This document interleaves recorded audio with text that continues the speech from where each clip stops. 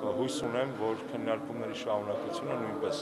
կգնա նույն հունով եւ այդ ընթացքում կառավարությունը իդեմս կրթության գյուտության նախարարության հնարավորություն կունենա իմի բերել հնչած կարծիքները եւ քվեարկության դնել նաեւ պատգամավորական առաջարկները հաշվի առած օրինագիծ, ներառած օրինագիծ։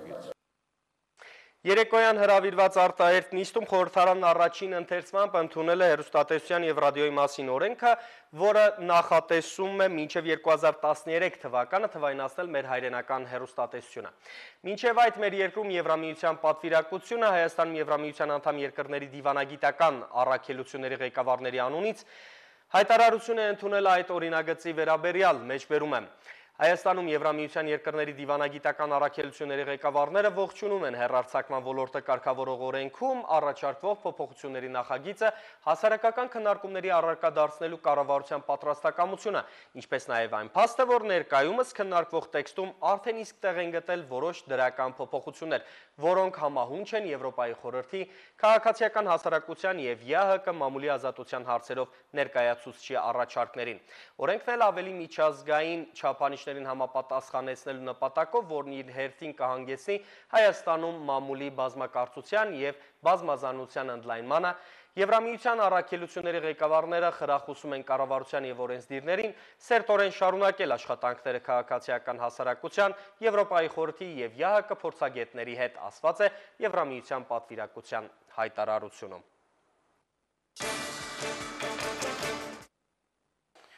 Չորրորդ բանաձևը 4 տարում ՄԱԿ-ի անվտանգության խորհուրդը պատժամիջոցների նոր փաթեթ է սահմանել Իրանի նկատմամբ։ Բանաձևն ընդունվել է ոչ միաձայն 12 կողմ, 2 դեմ եւ 1 ձեռնպահ։ Սա արդեն 4-րդ բանաձևն է, որ ընդունվում է անվտանգության խորհրդի կողմից, քանի որ Իրանը շարունակում է մերժել միջազգային հանրության պահանջները ուրանի հարստացման ծրագրի վերաբերյալ։ Փաստաթուղթը ընդունվել է Միացյալ Նահանգների առաջարկի հիման վրա, հաշվի առնելով նաեւ Իրանի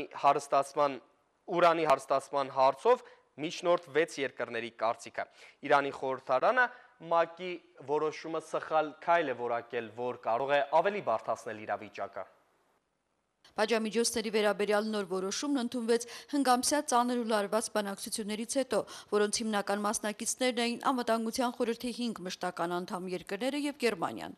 Այս արդեն 4-րդ փաթեթը եւս նախատեսում է Իրանին ֆինանսական գործարքների եւ զենքի վաճառքի սահմանափակումներ, ինչպես նաեւ բեռնարկելքի խստացումներ։ Թեհրանը պատասխանել է, թե ՄԱԿ-ի նոր որոշումը սխալ քայլ է եւ ել ավելի է սրելու իրադրությունը։ Իրանի նախագահ Մահմուդ Ահմադինեժադը նոր պատժամիջոցները համեմատել է աներես ճանճի կամ օգտագործված անձեռոցի հետ, որ աղբաման են նետում։ Ի նշան բողոքի Թեհրանը մտադիր է դադարեցնել միջուկային ծրագրի բանակցությունները եւ հարաբերությունները ՄԱԳԱՏԵ-ի եւ ԱՄՆ-ի հետ։ Միջազգային նոր պատժամիջոցները չեն վախեցնում նաեւ շարքային իրանցիներին։ Դրանք մեծ վրա չեն ազդի, արդեն 4-րդ անգամ են այդպիսի որոշում կայացնում, բայց Իրանը կշարունակի իր բռնածուղին։ Մյուսների կարծիքով էլ պատժամիջոցները չաշխատող մեթոդ են եւ արևմուտքն ավելի լավ կանի անցնի խնդրի լուծման դիվանագիտական եղանակին։ Աշխարհի քաղաքական ամբիոններն արդեն սկսել են արձագանքել ինչպես անվտանգության խորհրդի որոշմանը, այնպես էլ Իրանի պատասխանին։ Միացյալ Նահանգների նախագահը ողջունելով նոր պատժամիջոցների ընդունումը շեշտել է, որ դա լուրջ զգուշացում է Իրանին դադարեցնելու ուրանի հարստացումը։ Ֆրանսիայի արտգործնախարար Բեռնար Քուշները նշել է, որ որոշումն ամենևին էլ չի նշանակում, թե Իրանի հետ հետագա երկխոսությունը մերժվում է։ Ընդհակառակը դա հաստատում է, որ երկխոսությունը անհրաժեշտ է, որոշումն ընդամենը ազդանշան էր Թեհրանին, որ մեր համբերությունն արդեն սպառվում է։ Իսրայելի վարչապետի խոսնակն էլ հայտարարել է, թե անվտանգության խորհրդի որոշումից պարզ երևում է, որ միջազգային հանրությունը դեմ է Իրանի միջուկային ծրագրին։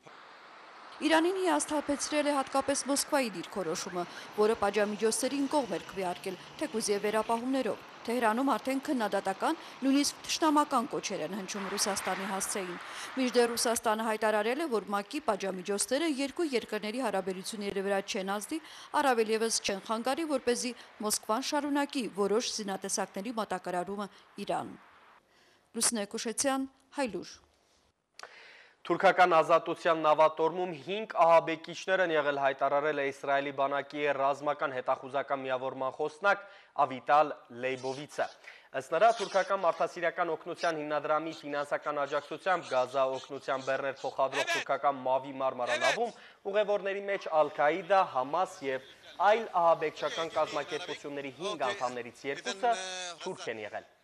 Խոսնակը հրապարակել է նրանց անունները և կենսագրությունները, թուրքական հուրիեթը տեղեկացնում է, որ ցուցակի հրապարակումից հետո Թուրքիայի արտգործնախարարության իրավասուները սկսել են հետազոտել այնտեղ բերված տեղեկությունների իսկությունը։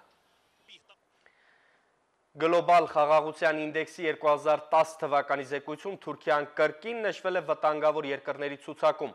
Ըստ այդ զեկույցի Նոր Զելանդիան, ինչպես անցյալ տարի, այս տարի նույնպես ընտրվել է որպես աշխարհի ամենավստահելի երկիրը, իսկ ամենավտանգավոր երկիրը դարձյալ Իրաքն է։ 149 երկրներից բաղկացած ցուցակում 121-րդ տեղում հենց Թուրքիան է։ Ցուցակում Թուրքիան վտանգավոր երկիր է անգամ Բոտսվանայի, Վիետնամի, Մոզամբիկի, Գանայի, Զամբիայի, Բուրկինա Ֆասոյի, Կոնգոյի և Հայիթիի համեմատ։ Զեկույցում նշված է, որ Թուրքիան վտանգավոր երկրների շարքում է գտնվում ահաբեկչության բարձր մակարդակ ունենալու պատճառով։ Արյունալի հարսանիք Աֆղանստանում Կանդահար նահանգի բնակավայրերից մեկում մահապարտ ահաբեկիչը պայթուցիկ սարքը գործի է դրել հարսանիքի ժամանակ, ինչը դարձել է 39 մարդու մահվան պատճառ, 70-ից ավելի մարդ վիրավորվել է, զոհերի թիվը կարող է աճել, քանի որ վիրավորներից շատերը ծանր վիճակում են։ Ըստ ստացված լուրերի, փեսացուն և հարսանիքի հյուրերի մեծ մասը տեղական զինված խմբավորման անդամներ են, որոնք պայքարում են թալիբների դեմ։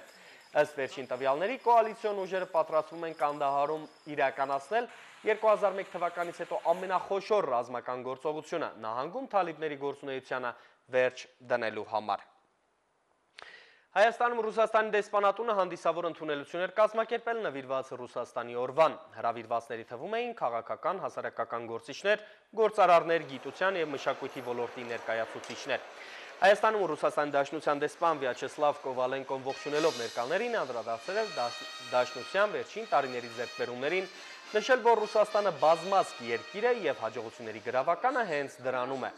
Ռուս-հայկական ռազմավարական համագործակցության սերտացումն ըստ դեսպանի Ռուսաստանի արտաքին քաղաքականության հիմնական ուղղություններից մեկն է։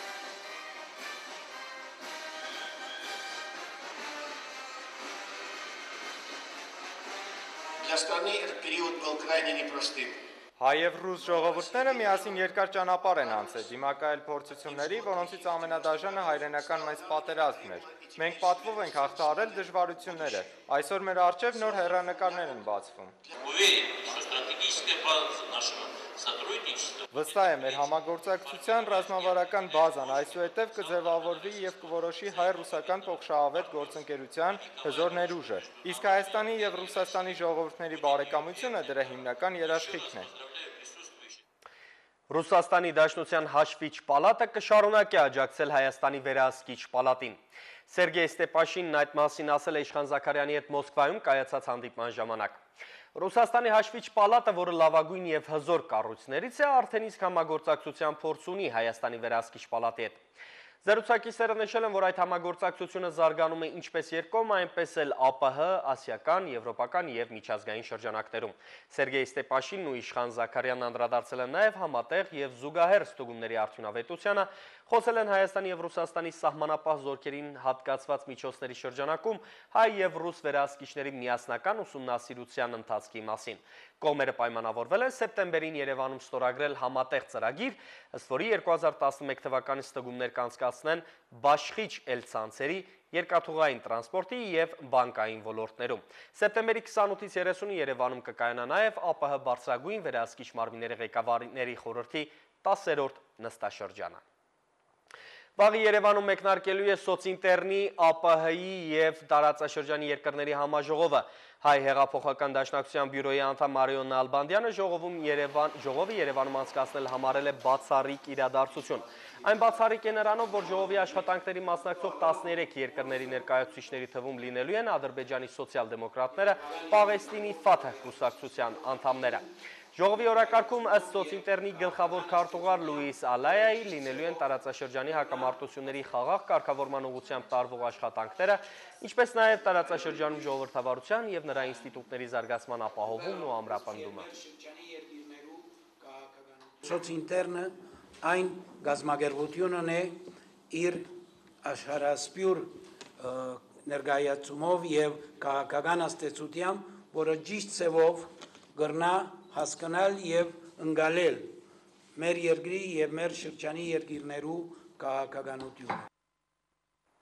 Ինչու հակամարտություններ ծագեցին Հարավային Կովկասում եւ ինչպես էր հնարավոր խուսափել դրանցից։